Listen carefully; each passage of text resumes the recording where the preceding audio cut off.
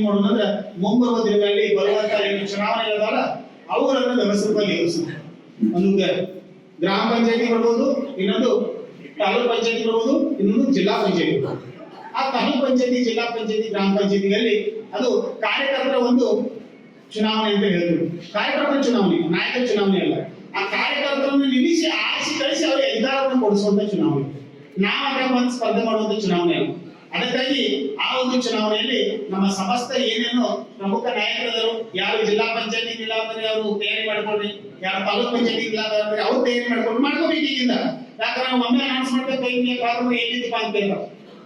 ಯಾಕಂದ್ರೆ ನಾವು ಒಂದ್ ಸ್ವಲ್ಪ ದೂರ ಹೋದ್ರೆ ಮಾತಾಡೋದು ಇರ್ತೈತಿ. ನಾವು ಸತತವಾಗಿ ಸುಮಾರು ನಾವು 2023 18 ದಿವಸ ಮನೆ ಬಿಟ್ಟು ಹೊರಗಿದ್ದು ಹೋಗೈತೆ. ನೀವು 18 ದಿವಸ ಮನೆಗೆ ಹೋಗಿಲ್ಲ.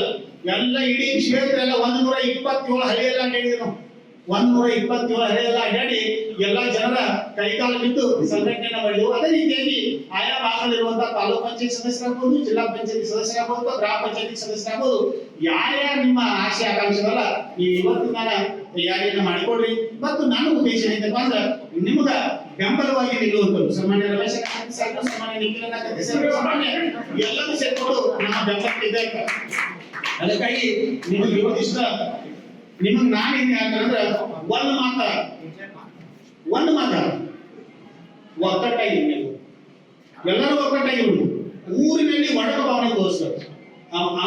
ಏನು ಎರಡೆರಡು ಪಾರ್ಟಿ ಒಟ್ಟ ಬೇಡ, ಒಂದು ಮಾಡ್ಕೊಂಡು ಮುಂದೆ ಏನಾಗುತ್ತೆ ಅದು ನಿರ್ಧಾರ ಆಗತ್ತೆ, ಇಲ್ಲಂತಿಲ್ಲ.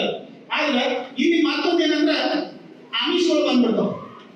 ಆಮಿಷ ಏನ್ ಬಿಡ್ತಾವ ಅಂದ್ರೆ ನಿನ್ನ ಪದಾಧಿಕಾರಿ ಮಾಡ್ತೀನಿ, ನಿನ್ನ ಅಧ್ಯಕ್ಷ ಮಾಡ್ತಾನೆ, ನಿನ್ನ ಉಪಾಧ್ಯಕ್ಷ ಮಾಡ್ತಾರೆ.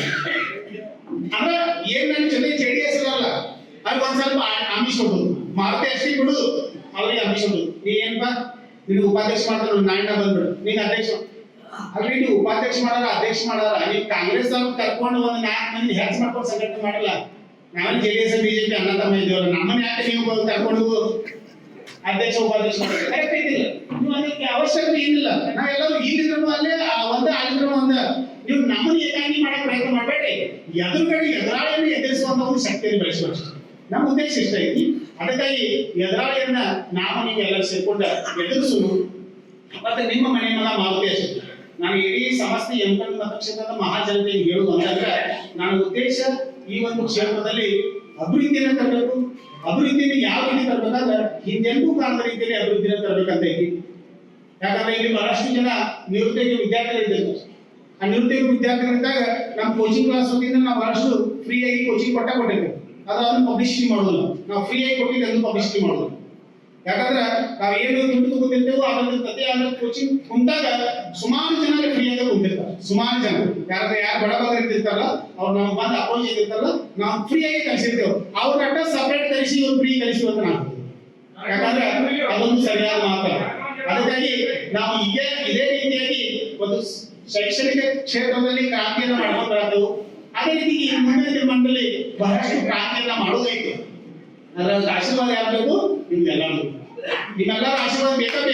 ನೀವೆಲ್ಲರೂ ಸೇರಿಕೊಂಡು ಆಶೀರ್ವಾದ ಮಾಡೋಣ. ಮುಂದಿನ ಕೆಲಸಗಳು ಆಗ್ತಾವು.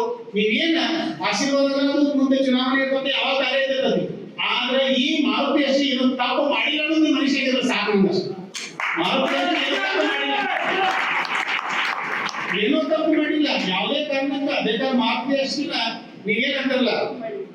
ಮತ್ತೆ ನಾ ಇನ್ನೂ ಒಂದು ಹೆಚ್ಚಿಗೆ ಮುಂದೆ ಹೇಳ್ತಾರೆ. ಒಂದ್ ವೇಳೆ ಯಾರಾದ್ರೂ ಹಂಗ ಇಲ್ರಿ ಮಾರುತೇಶ್ ತಪ್ಪ ಮಾಡಿದಾರ ಅಂತ ನೀವು ತಿಳಿ ಬಂದ್ರೆ ನೀವು 4 ಮಂದಿ ಜಮಾ ಆಗ್ರಿ, ದೊಡ್ಡ ದೊಡ್ಡ ಹಿರಿಯರು. ಮತ್ತೆ ಯಾರೋ 4 ಮಂದಿ ಬರ್ಲಿ, ಪತ್ರಕರ್ತರು ಬರ್ಲಿ. ಅವ್ರು ಯಾವ ದೇವರ ಗುಡಿಯ ಒಳಗಡೆ ಹಕ್ಕು ಹಾನಿ ಮಾಡಂತಲ್ಲ, ಆ ಗುಡಿ ಒಳಗಡೆ ಹಕ್ಕು ಹಾನಿ ಮಾಡ್ಲಿಕ್ಕೆ ನಾನು ಸದಾ ಸಿದ್ಧ. ಅದಕ್ಕಾಗಿ